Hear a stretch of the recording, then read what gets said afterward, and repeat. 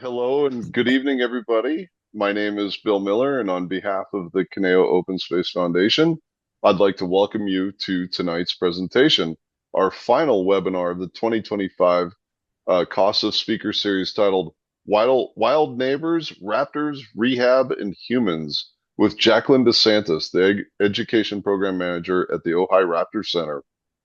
Before we get started, I'd like to take a moment to acknowledge that the Caneo Valley is located on the traditional and ancestral homelands of the Chumash people who have lived here for thousands of years. The Chumash are the original stewards of this land with a deep cultural and spiritual connection to the valleys, coasts, and mountains of this region.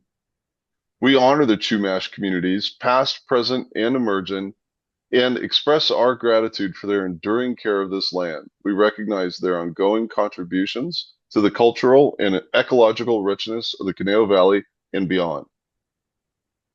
As residents, we commit to learning from and respecting Indigenous knowledge and history, and to supporting efforts that uplift Indigenous voices and sovereignty.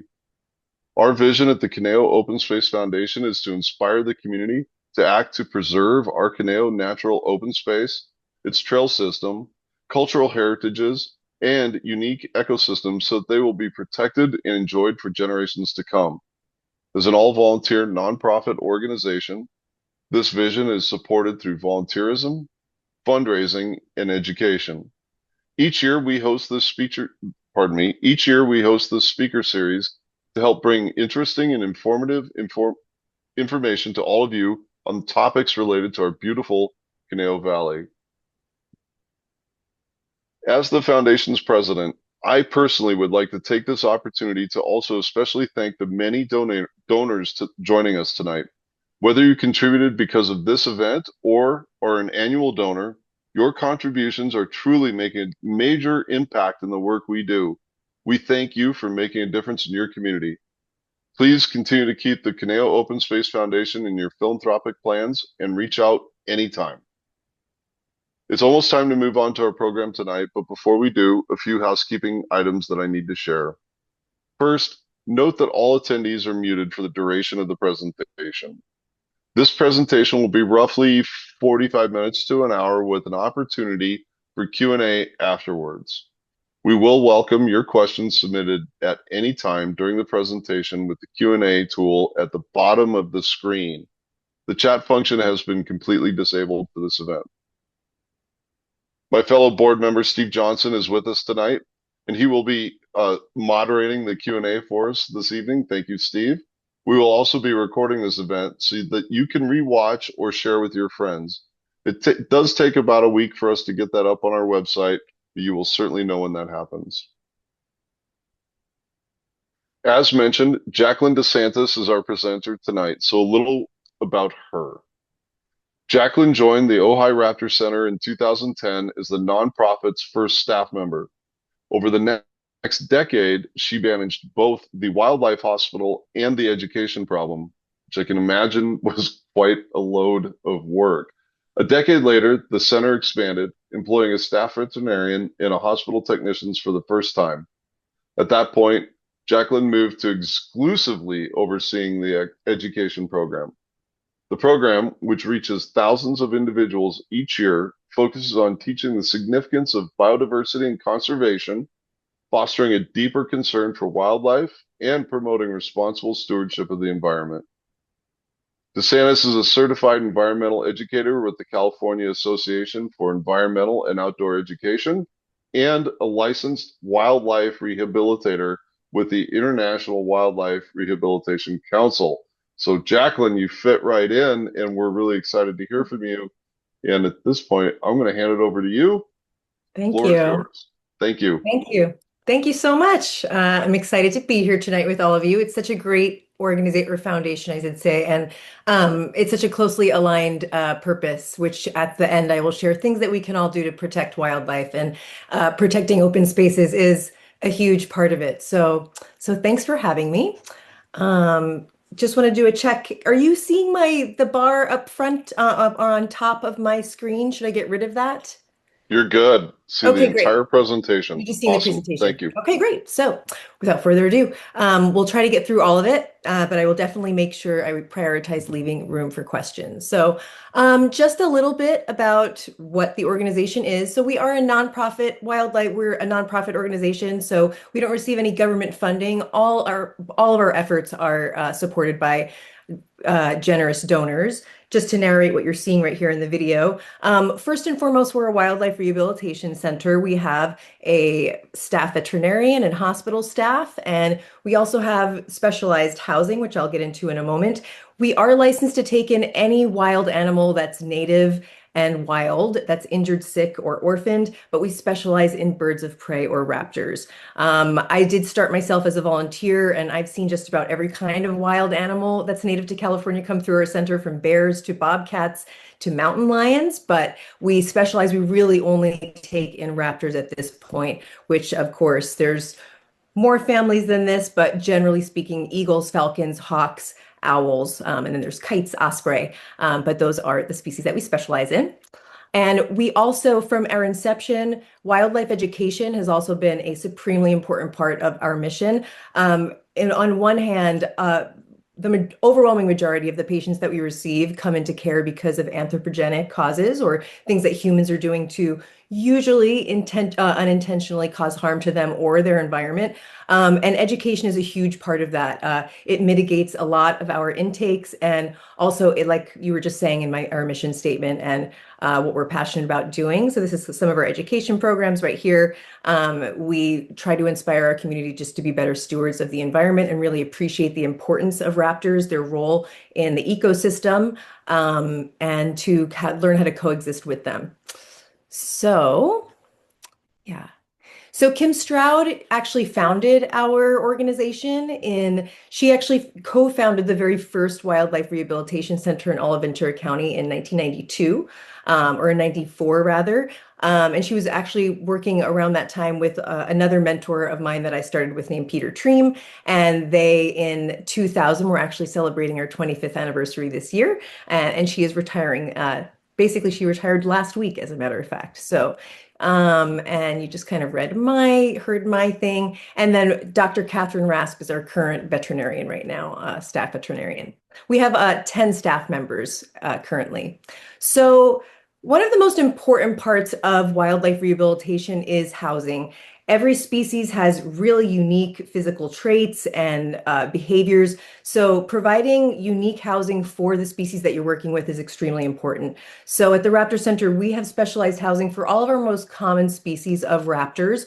We are also home to the Freedom Flight. So this is actually the largest flight cage in all of California.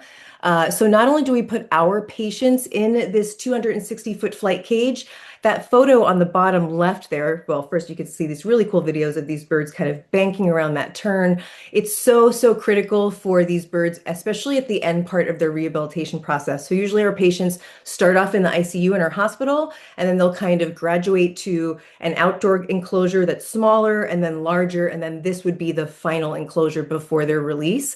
And not only do we put our patients in here, we also receive raptor patients from almost all of the other wildlife rehab centers in California, because it is so critical for not just their rehabilitation, to rebuild their muscles, their flight symmetry, strength, but also to assess if they're going to be successful and if they're going to be able to do what they need to do post-release, which is going to be different for each species, which you'll see in a moment.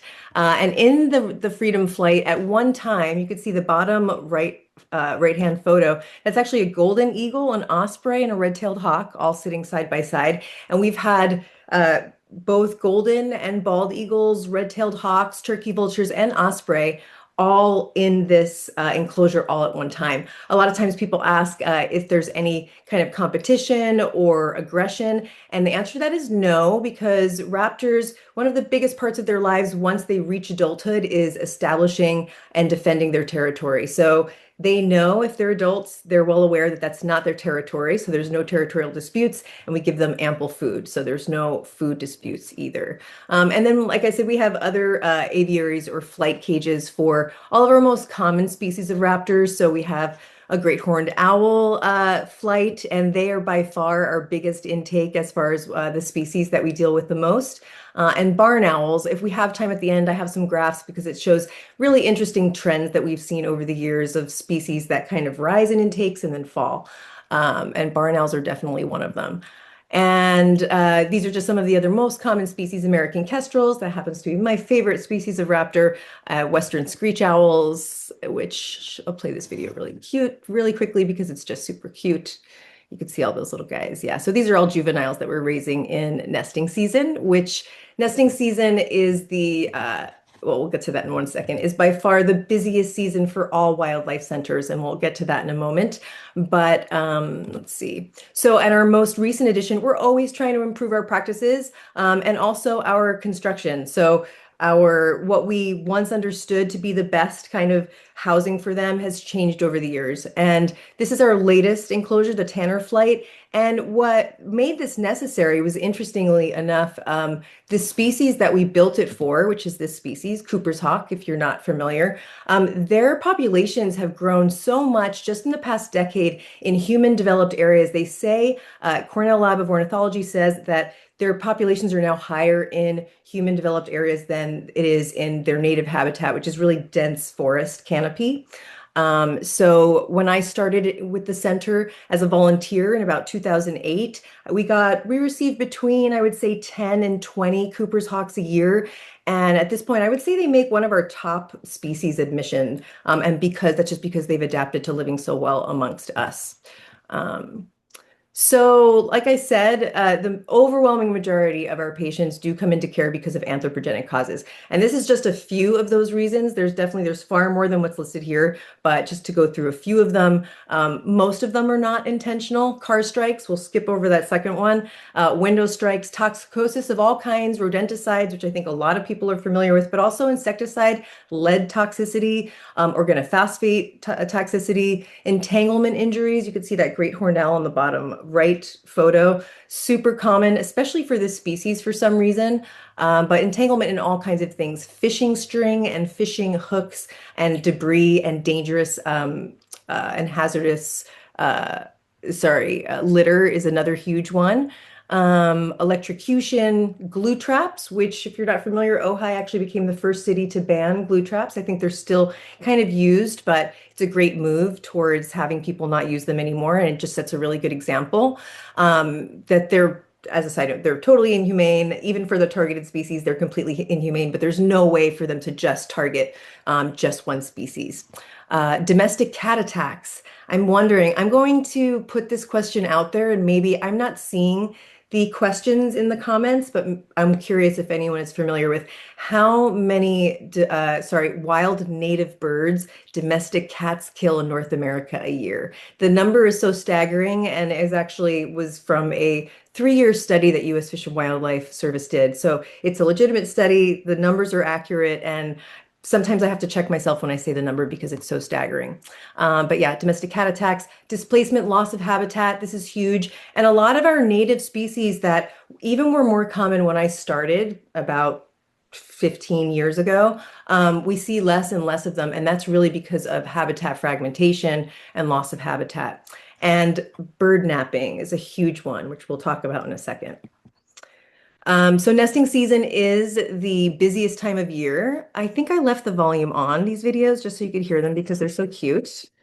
So this is by far the busiest season for all wildlife centers. And our center is located on what's considered wildland urban interface. So that means that we're in a densely populated area, but we're right on the cusp of really wild lands.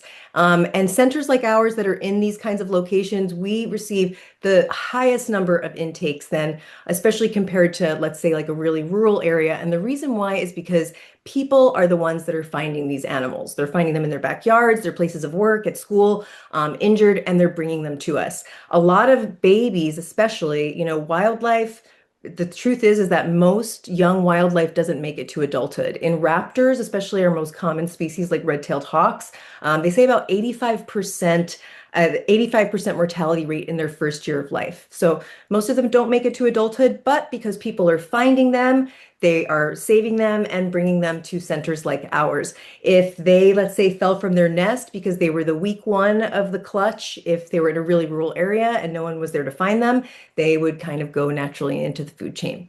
So that's why we receive so many more patients than a lot of other centers do. And that is why we receive so many babies, because people are around finding these babies. Um, just kind of playing some vocalizations for you if you're not familiar with the species. That's a barn owl. The one previous, that was a little great horned owl. The one to the left is a barn owl. This is a great horned owl, just a little older and kind of going through the phases. And then this is a little western screech owl. Put this volume up because it's pretty cute. I don't know when else you'll get the opportunity to hear some of these juvenile sounds. So they only make them a lot of times, like for a few weeks. So, okay. So, out of respect, ooh, it looks like one of my face blurs kind of went off of her face. So I tried to cover the faces just out of respect. But I think it's important to note what wildlife rehabilitation is not. And this becomes harder to distinguish from in the public's eye with social media. And especially with, so there's lots of accounts. People love to see this relationship between humans and animals. We love it, and I do too. But the thing is, when it comes to wildlife, it's really irresponsible to portray human wildlife relationships like this. Kissing, snuggling in any kind of domestic way like this. It's not only illegal to portray them like this, but it really makes our jobs a lot more difficult. So we see, I don't have the exact statistic, like I do gunshots, which going back to that previous slide, by the way, we receive on average about 2 shot birds a month, or about 1 every other week. So we do receive a lot of shot birds, sadly. But we receive a lot of birds that somebody found, they rescued, they decided they wanted to try and save it on their own. And a lot of videos that you see circulating on social media, especially, I will call out one account by name. It's called The Dodo. You know, they string together a lot of times from stolen videos. They've actually stolen videos from us. Like piece together videos and images of birds or different animals being saved. And really, they're showing people mal-imprinting these birds. And I'm going to get to what that definition means in a moment. But so many times we are brought animals, we're brought patients like this one. This is just one example. And usually people don't finally bring the animal when they've already decided that they want to take this on themselves and rehabilitate, even though they have no diagnostics, no knowledge whatsoever of what they're doing. A lot of times they bring it to centers when they realize that the animal is dying. And by that point, it's usually too late. To do anything for them. Emaciation is a huge issue for us, for all of our patients. You know, these animals, they don't want to get caught by people. They don't understand, and they never try or never understand that we're trying to help them. And they will always try and evade us as long as they are physically able to. So by the time they come into care, they're usually pretty emaciated. We have strict emaciation protocols that we use before we just give them solid food. So when the public finds animals and they try and shove water down their throats or food, they're usually doing more damage than good. And a lot of times we receive these patients and they're so far gone. And they've essentially, and I know this sounds harsh, but they've essentially been abused and tortured by people because these animals never understand that we're trying to help them. So being held and coddled by a person, even if they're not expressing stress that's obvious, they're extremely stressed out when they are being held by people. So we do all of our procedures like under anesthesia. We really limit our exposure as much as possible with our patients. Total opposite relationship that we have, for example, from our education ambassadors, which we'll get to in the second half. But yeah, there's no wild animals ever comforted by the presence of humans. I can assure you that. So even if they're not acting like it, it's usually because they're so weak and depleted that they're just not able to fight. Or they get something called learned helplessness. So what professional wildlife rehabilitators, just realized that there's a typo in that. This is how we prevent mal-imprinting. So imprinting is something that's natural. It happens with all animals, wild animals, usually within the first, depending on the species, 2 to 6 weeks of life. they open their eyes, they're supposed to bond and associate with their families, their parents, their siblings, to come to understand who and what they are. If they never have the opportunity to see a species of their own kind, and they, let's say, only see a human, they can imprint, or that's why we call it mal-imprinting, because they're imprinting onto the wrong species. So they can imprint it onto humans. And once that happens, it is permanent. There's no way of wilding them up. Wildlife centers like ours have tried for decades to do this, and it's not possible. I've been asked before if I've ever been attacked by any patients, and I have to say the only patients I have ever been attacked by have been ones that were mal-imprinted onto people, because it doesn't necessarily mean that they're going to be friendly. It's really important to distinguish that that is not the same as domestication. Domestication takes many, many, many, many, many generations. So imprinting just means that they associate people with food, and they've lost their natural fear of people because, again, like I said, they are supposed to be fearful of us. We want to retain that fear of people for their success once they're released. So a lot of times, if they have lost that fear, they become frustrated and they will just attack someone because it's the only way that they know how to get food. We don't really ever assume to know what these birds are thinking, not even the ones that we have close relationships, meaning our ambassadors. But so yeah, it's poorly understood, but this is, and like I said, we're always trying to improve our practices. This is the only video I have, really good video of us feeding babies with taxidermy. But since then, that's actually me doing the feeding. Since then, we are even stricter. See how my hand is exposed?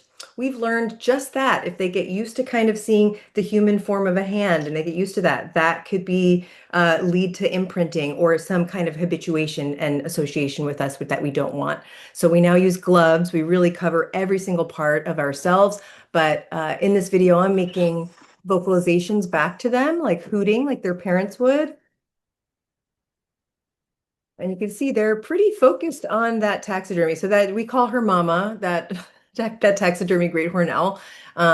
We've been using her for a couple of years. She probably needs to be replaced. But yeah, we use all kinds of things. And it's really critical that we always put our young ones with conspecifics so that they're with the same species that they are. And we've gotten really a lot more strict about this over the years as well. If we have a singlet, certain species definitely imprint more quickly than others. If we have a single one of a certain species, we will network with every other center up and down California pretty much to see if any other center has any young, excuse me, patients of the same species, so we can put them together so they socialize and bond with each other, and there's no risk of them mal-imprinting onto us. So I'm going to play this video really quickly. I'll just talk over it, but there's a number of reasons why bird napping, the last reason of why we get so many birds into our center, why bird napping is so common. So it's really, I'm going to pause it just for 1 second. It's really, really important for us as wildlife rehabilitators to understand the natural behaviors and history of each species that we're working with, because it's going to change their release criteria, their assessment. We usually ask anyone if they call or if they find what they think is an injured or sick animal to call before they make the decision by themselves to remove that animal from where they found it.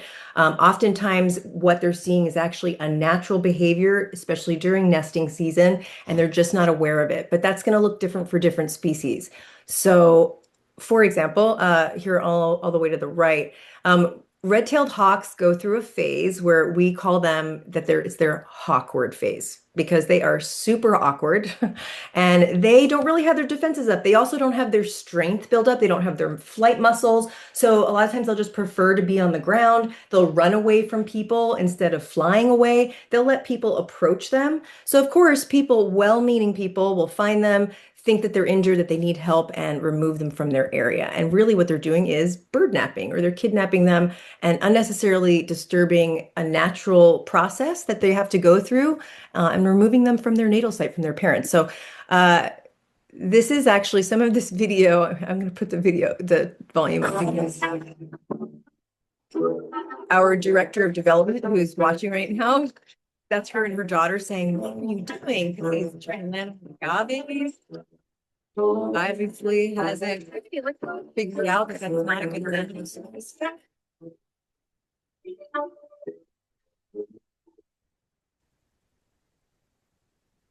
We get videos like this every single fledgling return season.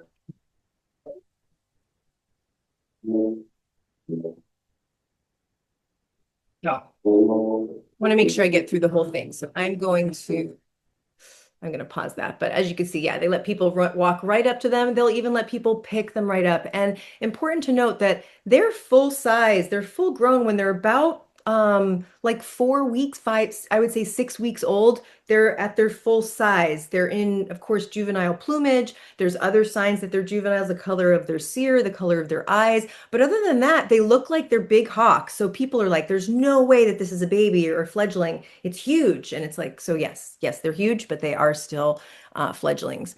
And then great horned owls, they also, so we have two species, great horned owls and Cooper's hawks. They go through a certain phase that we call them branchers. And this is between 4 and 6 weeks old, where it's totally normal for these two species to be on the ground exploring their environment, and they actually have the ability to climb back up to their nest sites. This is only true for great horned owls and Cooper's hawks.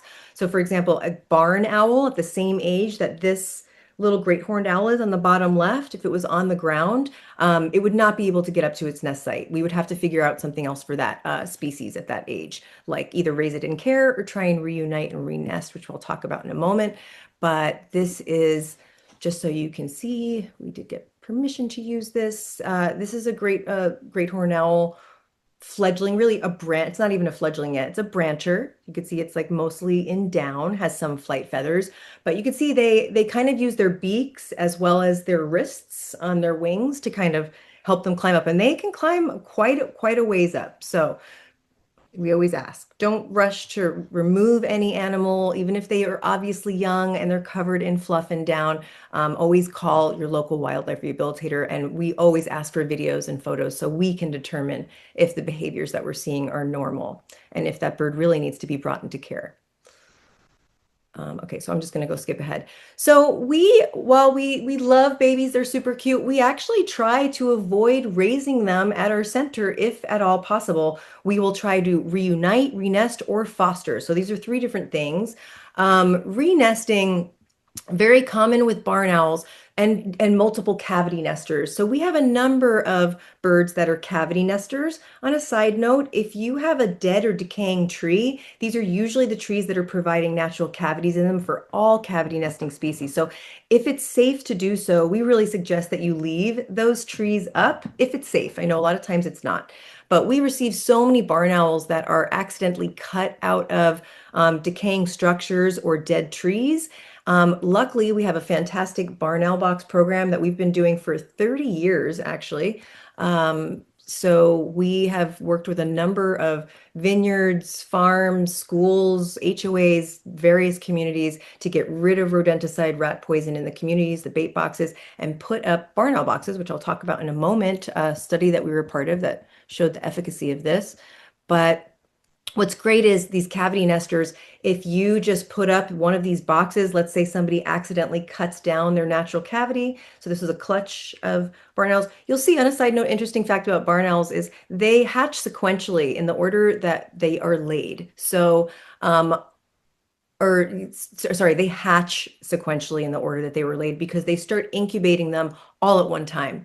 A lot of like great horned owls, for example, they won't start incubating the eggs until they're all laid. So when they hatch, they're all about the same age. These guys, they can have up to 13 babies in a single clutch. You'll see the oldest ones will be very big. I don't know if you saw in that first clip, while the youngest ones will be extremely young.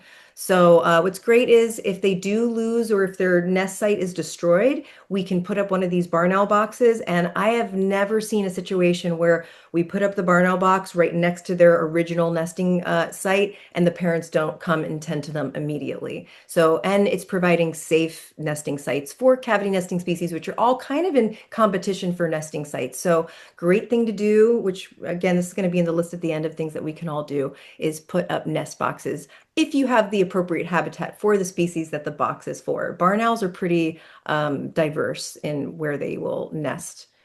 This is actually this was really cool because this was a tree trimmer situation where they trimmed the cavity, the limb that the cavity was in, where they were nesting. We did, like I just showed you in that last video, we put up the box in an adjacent tree, and the neighbors were so concerned. They did not believe that these babies were going to survive.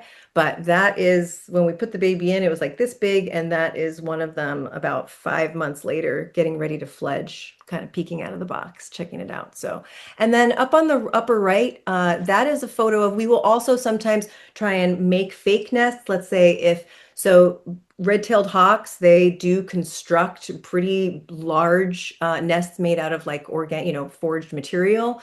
If that gets destroyed, the limb gets taken down, we can actually make fake nests and put babies in trees. And again, these parents are really devoted. So it's very rare that they're ever going to reject their baby if it's placed back up there with them. And we can also foster. So we are trying to do this more, but we know that it's successful in all of the other centers that have tried it, especially with certain species.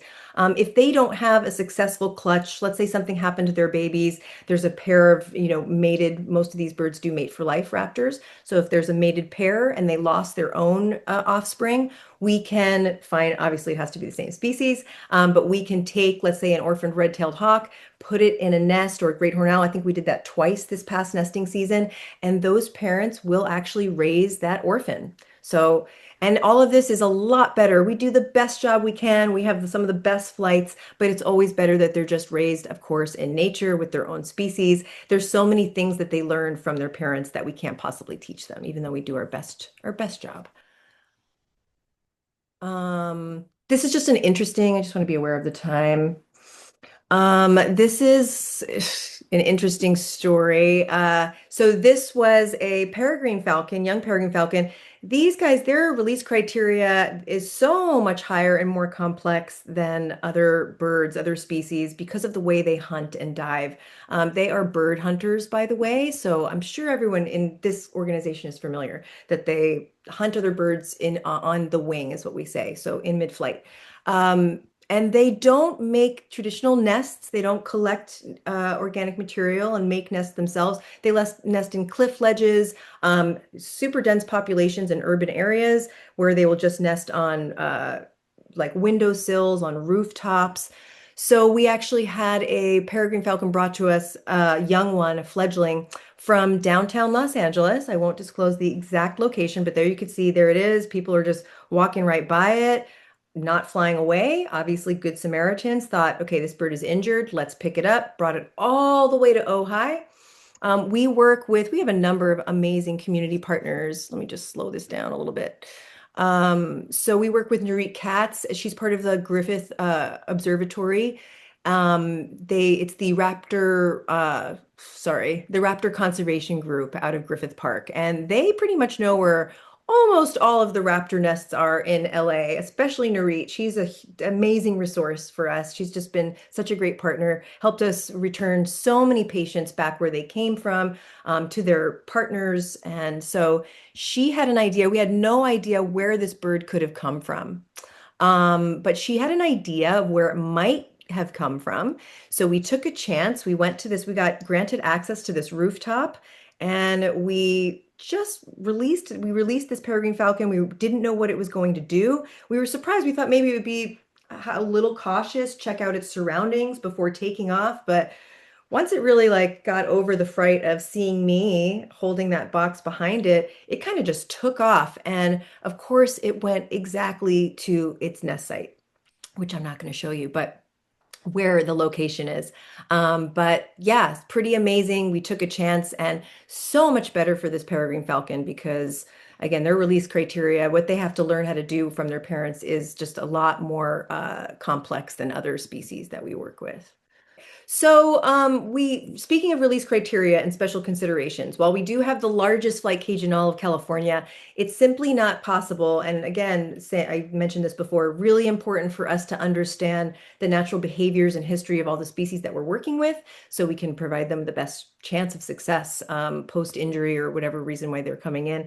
So peregrine falcons, I just described, they have such a unique thing. They have to stoop at over 200 miles per hour before they stoop and basically dive bomb their prey midair. So they have to be almost perfect. I don't know if you can see that, but this peregrine falcon is not flying perfectly in that video. It's not flying symmetrically. It's working almost double time on one wing. And there's no way that we're ever going to be able to see if a peregrine falcon is going to be able to do what it needs to do, go thousands and thousands of feet high in the sky and stoop and dive bomb their prey in any kind of enclosure, even the largest ones in California. So for peregrine falcons, um, I posted this video, so it's a little, I didn't edit it the way I wanted it to, but we work with a master falconer. We've worked with various ones over the years. Right now, we're working almost exclusively with Lord Damien. So he is an amazing falconer. He's involved in multiple projects, but he's developed this method that you see right here where he uses a drone and like a parachute, and he basically, I'm going to just play that again. He basically trains falcons, he is a falconer himself, to identify that drone and the parachute as a food source, kind of like a lure. So traditional falconry people, they fly, they kind of swing around these lures, which can only go so high when you're doing it manually. But this technique that Lord does, there's pretty much nothing closer to the natural, natural simulation of what these birds do in the wild to hunt for their food than what you just saw with that drone and that parachute. So with our falcon patients, if they need rehab beyond traditional rehab in a flight enclosure, and we really need to see that they're able to do that, he will transition them into falconry. And sometimes he's held on to birds like this peregrine falcon right here that he's releasing back to the wild. That was a patient of ours. He had it for almost a year. And so we also will do this with golden eagles. This was a young golden eagle that they are just so big, golden eagles, and they hang out at really pretty high elevations. So they prefer to be high because they prefer to soar on thermals. Our largest raptors, they have adaptations that allow them to soar on thermal currents, and it allows them to save energy. For this bird, they really need to be able to do this because they're so large. And in a 260-foot flight cage like the Freedom Flight, it takes them almost half of the length of that enclosure before they can actually take off and get air. So if we really need to build up their flight muscles, not going to really be able to do that in this enclosure. So for this golden eagle, I'll just skip to ahead. Um, so yeah, so they're putting on falconry equipment, and he's going to take that eagle away and basically work with him in a falconry kind of relationship for like a year or so before he gets released, because we really have pretty strict criteria. And because we have strict criteria for our patients, we're actually a part of the Committee for Eagle Rehabilitation Excellence. It's called CEER. There's only a few centers like ours that are a part of this group because we go to such great lengths to make sure that our patients are going to be successful post-release. And eagles are particularly hard. So environmental education has always been a huge part of our organization since its inception. Like I said, it does mitigate some of our intakes, but it also fosters stewardship and also just exposure to nature. So we've developed this program so much just in the past like 5 or so years, and I'm really proud of what we're doing with it now. A lot of it came because we improved our practices with how we present and train our ambassador birds. And if you don't, we're going to get to that in a second, but if you don't know what I mean, these are birds that cannot be released to the wild, and they are permanent residents, and we train them to be ambassadors for their species. So they help our mission. They help us educate the public about why these birds are so cool and why they're important to the environment. Let me just do a time check. Oh, so do I have 5 more minutes left? Yeah. All right. All right. So we do present these presentations in Spanish, and we do pretty much most of them are funded, our youth programs, and we do prioritize Title I schools. And these are a few programs, but this is at their school. But when they come to our center and they see the birds, we take them for nature walks. A lot of these kids have never been exposed to nature before, and this experience for them is it's hugely impactful. Um, and some of the feedback that we've gotten back, over the years of how this has affected their whole life paths is really, really amazing. And I think it's more than we are even aware of. But let me see actually if I had a video in any of these. We have videos coming up. So, like I said, part of the reason why we really developed this program, other than from just, wanting to grow our educational offerings and make them more robust, was switching over from old kind of outdated methods of how we used to train our ambassador birds. I'm curious if anyone that's watching ever went to our one of our open houses back in the day. They were really popular events where basically volunteer handlers would just sit there with one of our ambassadors, and all of our education programs were basically going into schools and involved a tethered bird on a glove, lecture style. And we're really moving away from that because of a lot of scientific evidence that shows that it's just not in the best interest of these birds. There's actually postmortem studies done on some owls that are, especially parent-reared owls in the wild. It's very rare when these birds are going to be comfortable being shown to people every single day. Like I said, if they are wild and they're not mal-imprinted, usually they will always have a fear of people. It's just so ingrained in them. So it's really not ethical to make their jobs now, even though people I think love the story of like they're not releasable anymore. Their new job is to be ambassadors for their species, but we're very, very selective with which birds we believe will actually make good candidates for our education programs. And we will never subject a bird that is super stressed every single time they're exposed to people. Their job is to be exposed to people every day. So we in 20 really we used the pandemic as an excuse to like, okay, we're doing it. We're shutting down the whole education program and we are rehauling the entire thing. So it was a huge, huge effort for us. A lot of managing expectations of the community and local teachers, but everyone that's seen our new program across the board is like, this is just so much more engaging. It's so much more powerful. And it also fosters respect for these autonomous beings, these birds. So what we now use is called choice or empowerment-based training. This is known as industry best practices or standards today. So any zoo that you go to that's AZA accredited, they are using this kind of method. So we never force our birds to do anything or partake in any kind of program or any activity that they don't want. We look for what we call enthusiastic participation in their husbandry, and I'll show you a video of that in a moment.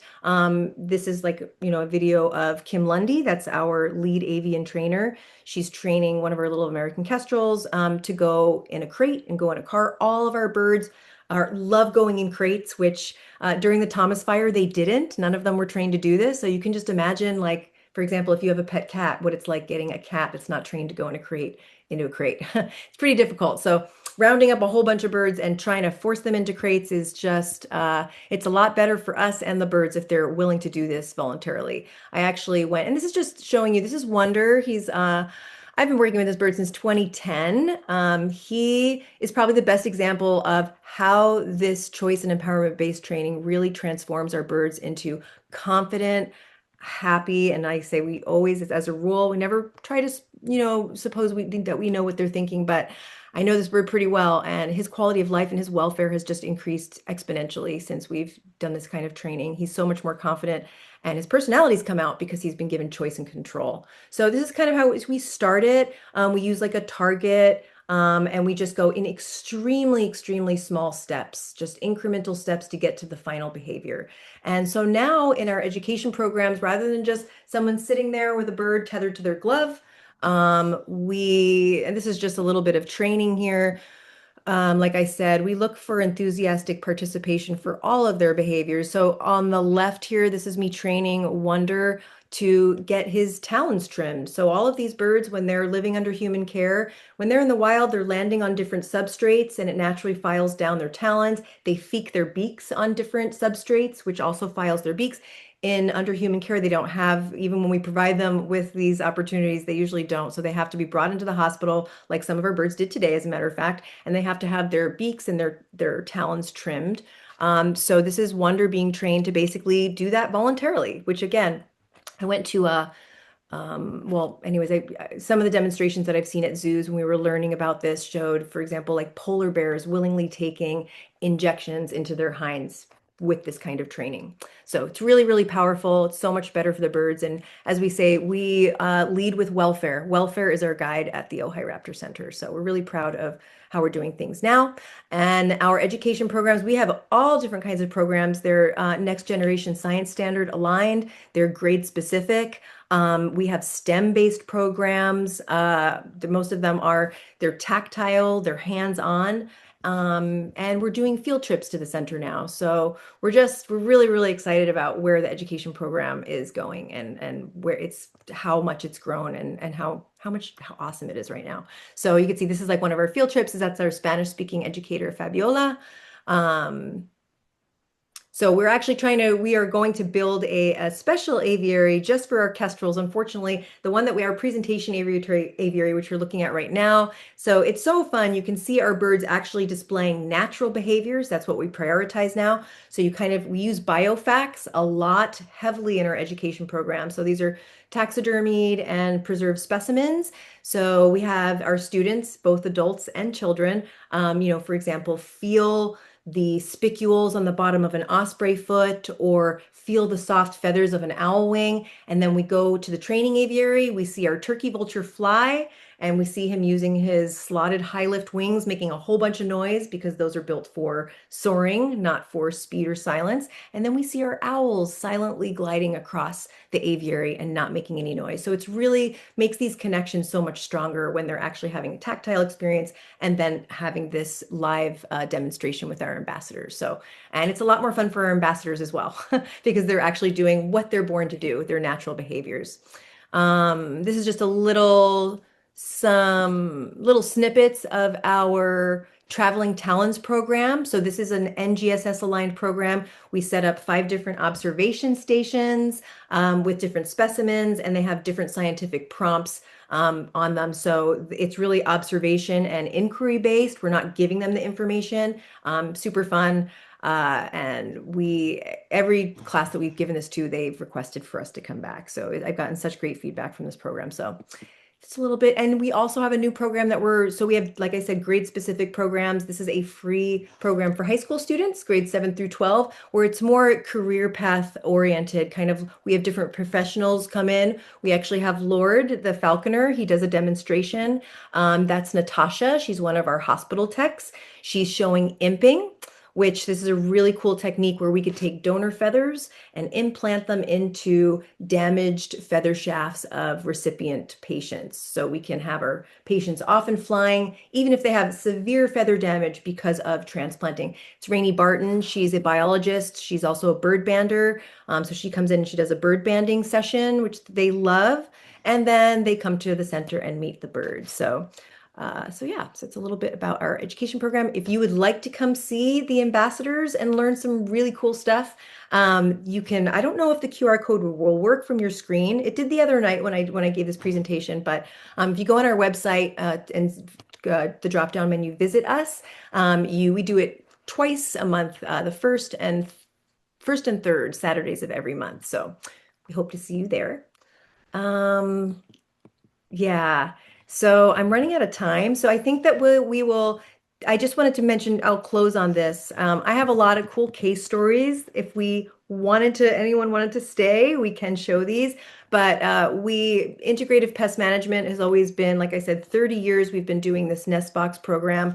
And we were part of this study in 2017 that really showed the efficacy of using raptors as rodent control and pest control. It's not just rodents, it's also insects. Some of our most sensitive species of raptors are declining because of the lack of insects. So one of the best things to do is stop using poisons and let nature do its thing, because that's what these birds are here for. They're here for basically to control these populations. I'm going to just close on this list of things that we can do. I'm going to take a pause because I realize it's 7:50. So I know it's a lot of information to share and I could keep going on and on, but I did want to open it up to questions in case anyone has any questions. So great. Thank you so much, Jaclyn. We really appreciate it.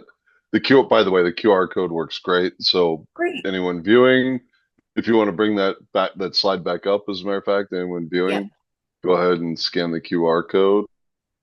Uh, Before we get into questions, though, I do want to say that I was at the recent owl release in Newbury Park, and what an amazing experience. So thank you so much for everything you guys do. Yeah. I do have a few questions, but before that, we've got a few from the meeting, a couple from the meeting, and a couple that were texted to me on the side. So are you ready? Are you I'm ready. there? Yeah. Okay, great. Yeah. So first of all, Donna is very excited to hear about the new education program. So congratulations, and sounds like you're on the right track. So that's awesome. Thank you. Um, one of my fellow board members wants to know when can we visit and what shall we see? But my guess is if Elaine, if you scan that QR code, you'll be taken care of. If And you then all wanted to secondly, come, yeah, if you all wanted to come at the foundation together, just send me a message. We could organize that. Yeah, if you do want to come. we'll handle that separately, I Yeah, think. yeah, But okay. the bigger question is what can we as a community do to visit or Ojai Raptor Center, and what would we see? If you came to the Raptor Center, Sure, yeah, what would you see? Like what species?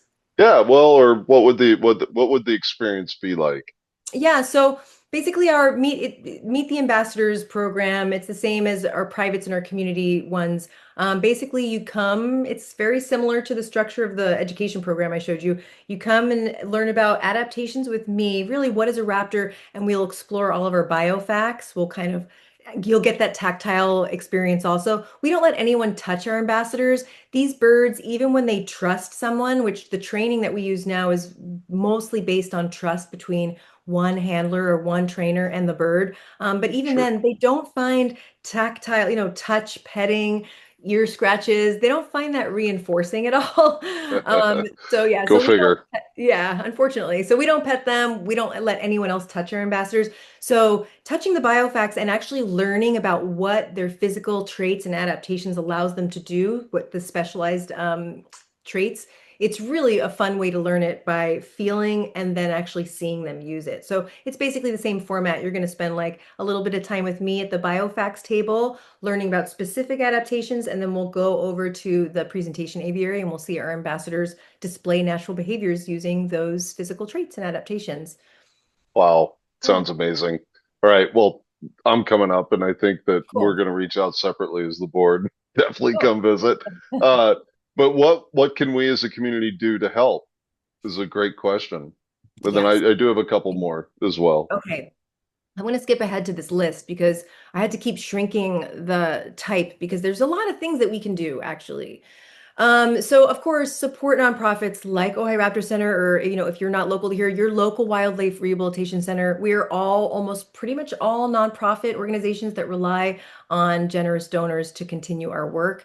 And helping and supporting can look like different things. It could look like volunteering. It could look like obviously financial donations, or just volunteering in a whole multitude of ways. For example, we really need transporters. It's something that we're always looking for.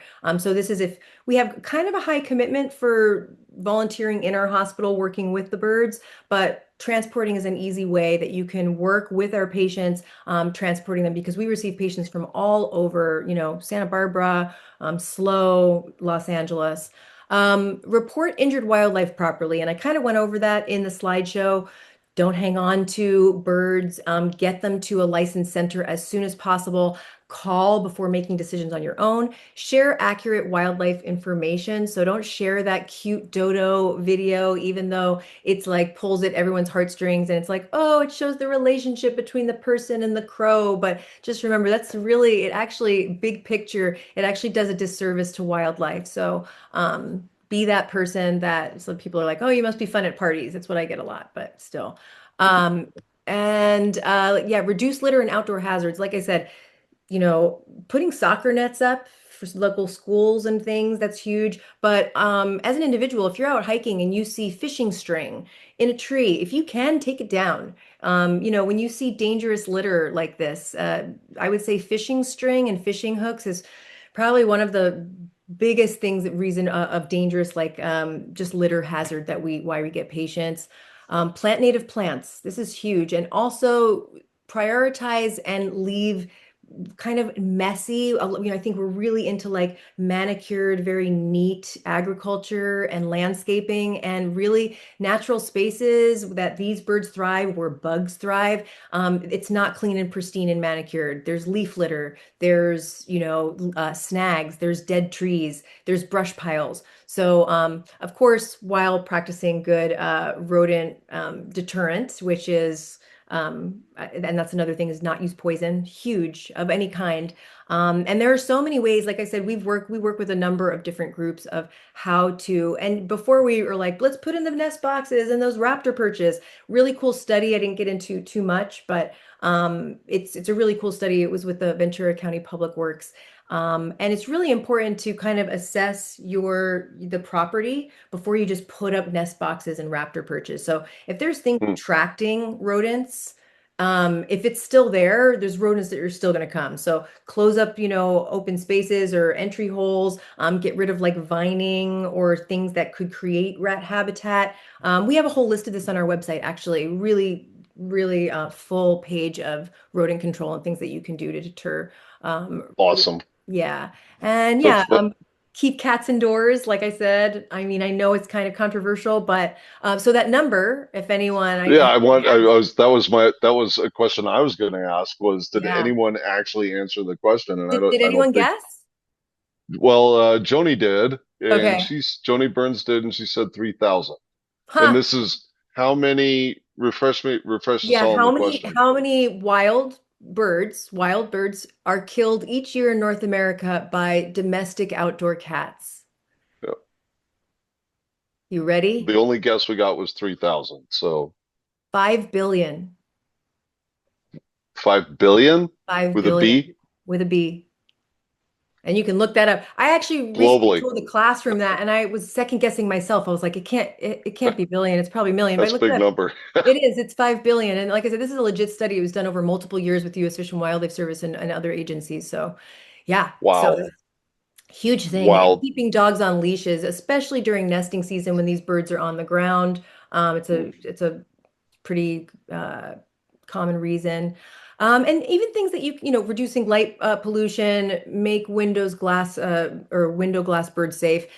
Just so you know, putting up like a couple stickers isn't going to do it. There's a 2-inch rule if you're not aware of this. If you get window strikes with birds often, obviously there's a problem. There's a glare, they can see through. Something is leading them to believe that they can go through it. So if you're going to put any kind of decal or anything like that, about 2 inches. They have to be 2 inches close together. Otherwise, the bird is going to still think that they can go through and participate in citizen science. And this is super fun to do, especially I know some of you said in the beginning that you go bird watching every weekend. So if you just kind of log the birds that you're seeing into eBird or Nest Watch, that really contributes to population numbers and also range map information. And a lot of that is changed depending on the information that the public is providing. Yeah, there's so much more, but I participate in that. I'm just looking it up right now to say what's the name of it. Merlin Bird ID is the one that I use, and I it's great when we go out love on walks. I'm constantly adding to it and adding to my life list. It's awesome. yeah, it So is. first of all, I do have a couple more questions here, and we'll try to make them brief. I think we're running up against the clock. Okay. So, they're both from Steve Clark. The first one is, could you briefly explain the drone and parachute program? He's not sure how it works. Yep. And then the second is, do you have an internship program for students? We do. I'm going to answer the second one first because it's easy. We have an internship program for our avian training program as well as in our hospital. So we have a number of veterinary students come through because you're not going to really learn how to work with wildlife, especially every species is so unique, at any kind of vet school. They just don't go over this. So if you want to learn that, that's something that you kind of have to go out of your way to learn. So yeah, we have a number of interns and we have also an externship program with our hospital. So yeah, thanks for I asking. presume you can people could learn more about that on your website, correct? Yes, yep, they Yep, can. great. And Back to the then, window decal really quick. I mm, want to ask Debbie mentions window gems. Yeah. They do beautiful window decals. Is that a good example? I think the key thing what I hear is keep them 2 inches Exactly. apart, whatever the supplier is. That the Exactly. important part is the distance. Yes, exactly. Just remember 2 inches. That's basically the rules. The 2 inch rule. Here we go. I'm going to show this video again to answer Steve's question.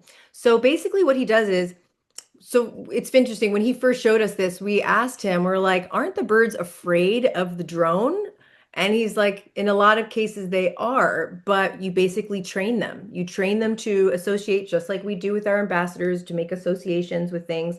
Once they associate that drone and that parachute with food, it's kind of like inspires a very, very natural instinct that they have, which is to go up high and dive or flush out their prey. So I'm going to just show it to you again right here in the middle. So he's going to send up the drone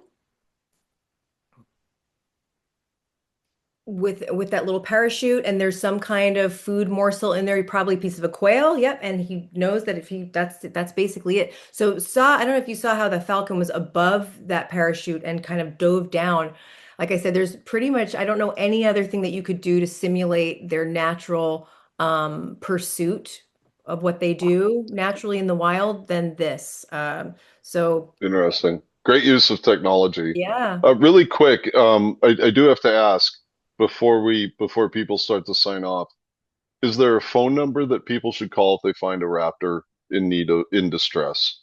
Yes. So Let's get that out there. Let's be real about that right now. I think that's probably the yeah. most important question. Absolutely. So the number is, and we ask, please don't send us Instagram or Facebook messages about, a concern about a bird.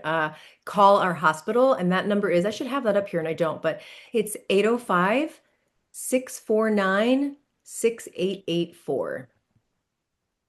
But if you even called, your local animal shelter or police, animal control, pretty much everybody has our number. And if you are not local to Ventura, maybe you live somewhere else, they're going to have the number of the foremost licensed center nearest to you. So, Awesome. Good. That's good to know because I do see a number of social media posts of I saw this owl or this raptor down and what do I do and who do I right. call? So Yeah.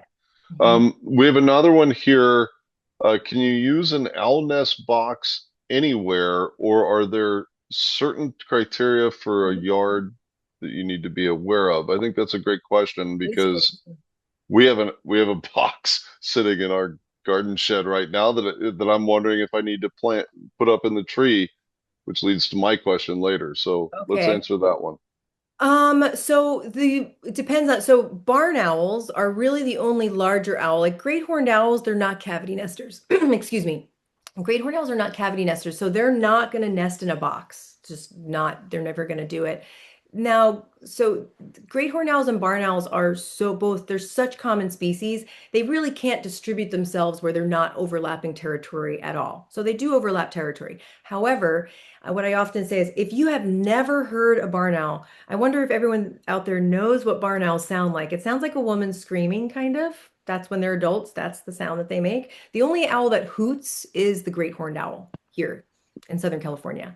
So if you hear hooting, it's a great horned owl. If you only hear hooting and you hear like a whole cacophony of hooting every single night and you've never heard a barn owl that's looking to establish a nesting site for the first time, they might be a little apprehensive to do that if it's a densely populated area with great horned owls, because great horned owls will hunt barn owls. Like I said, we have both. Where I live on my hill, we have both. I know we have both nesting on our hill, and a lot of areas there is. But keep that in mind if you know that you just hear so much hooting and great horned owls. As far as habitat, barn owls are pretty diverse. They're not necessarily like in dense forests, but they have been observed as being there. So they're not very specific. Like screech owls, for example, those small owls. They're about this big. They almost look like miniature great horned owls. They really want dense forest.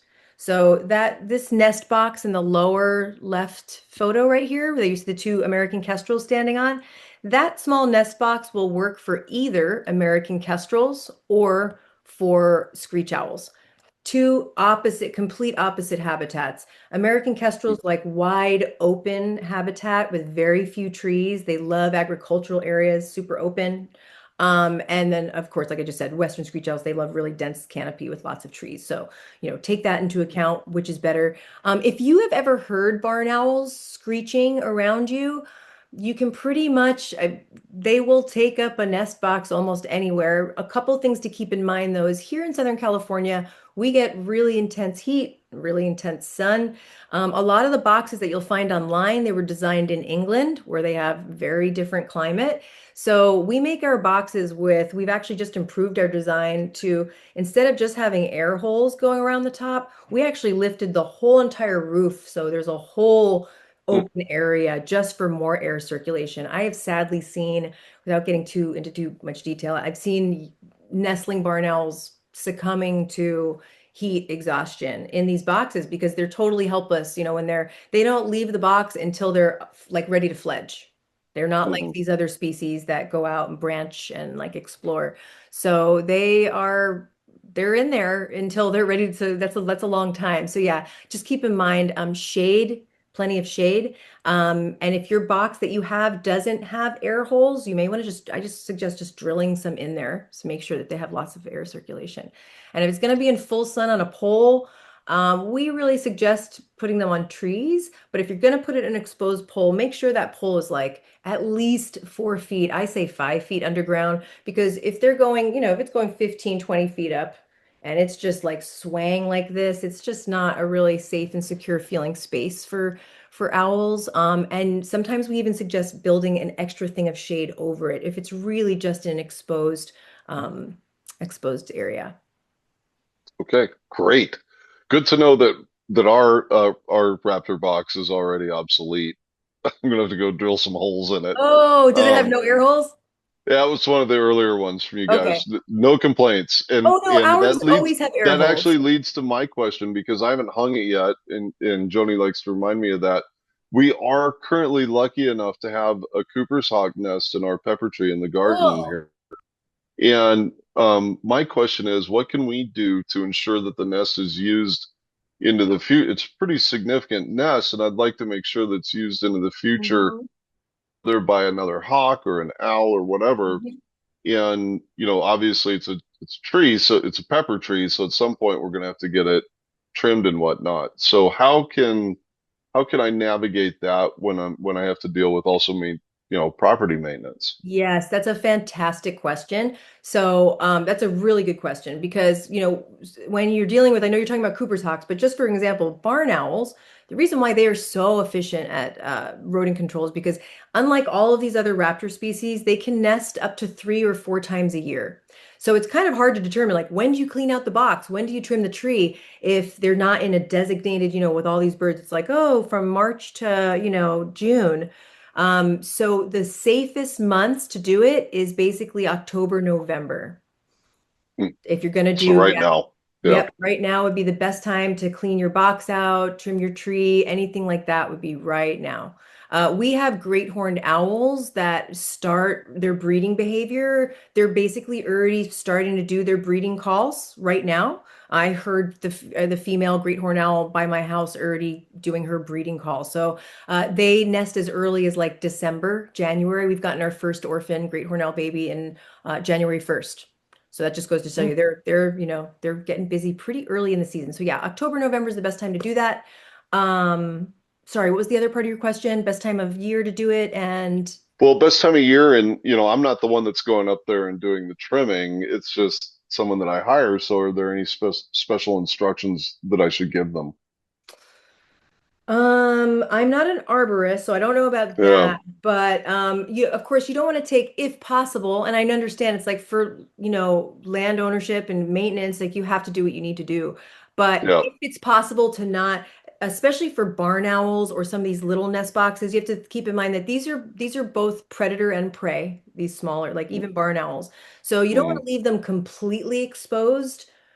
Take every limb that's covering the box that leaves them really vulnerable to predators. Um, yeah, that's Okay, a suggestion. Yeah. just to be aware. Great, I got it. Thank you very much. Well, Jaclyn, I have to say a massive, heartfelt thank you for leading our discussion tonight and for sharing all of your insights with us. I appreciate definitely having a better understanding of these magnificent raptors, the impacts that we as humans have, and of course the amazing work that you all are doing at the Ojai Raptor Center. So thank you very much. Thank you. Uh, Thanks so yeah, of much. course. Yeah. At this point, our event has come to an end. Um, Certainly, I've got a lot of takeaways. I hope all of our audience does as well. If nothing else, I hope this webinar has armed you with the information you need to help protect these magnificent birds. To all of our attendees tonight, get out and enjoy the open spaces when you can.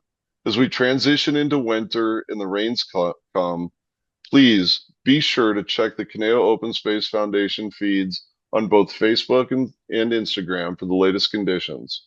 When you do go out, please stay on the trail, report any trail damage you may find.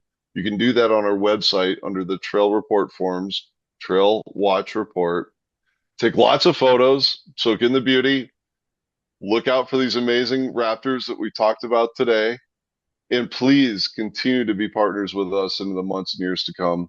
Thank you all for your donations, your volunteerism, and your participation.